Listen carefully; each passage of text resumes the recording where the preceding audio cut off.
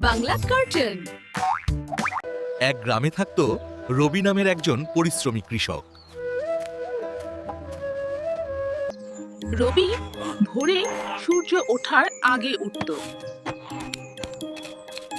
সে প্রতিদিন মাঠে যেত, জমিতে পানি দিত এবং বীজ বুনত। মাটি আলতো করত, সবকিছু যত্নের সঙ্গে করত। কখনো ক্লান্তি তার থামানোর কারণ হতো না।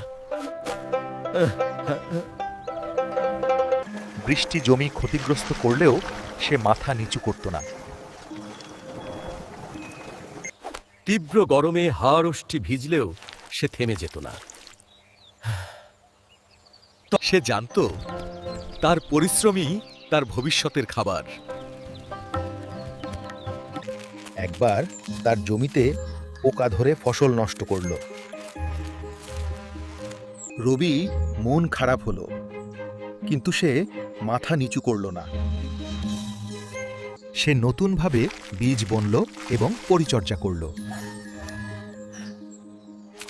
আরো মনোযোগ দিয়ে কাজ করল।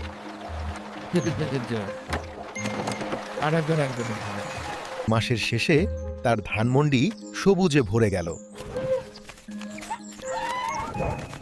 ফসল কাটার জন্য প্রস্তুত হলো। পুরো গ্রাম অবাক। রবি হাসি মুখে বলল, পরিশ্রম কখনো বৃথা যায় না।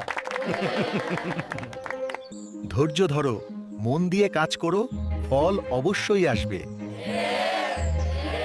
গ্রামের অন্য কৃষকরা তার কাছ থেকে শিখল কঠোর পরিশ্রমের মূল্য। ধৈর্য ও ভালো মনোভাব ছাড়া সফলতা সম্ভব নয়। সবাই বুঝল পরিশ্রমই জীবনের সেরা শিক্ষা। রবি আবার মাঠে গেল, নতুন দিনের কাজ নিয়ে খুশি ও দৃঢ় সংকল্পে।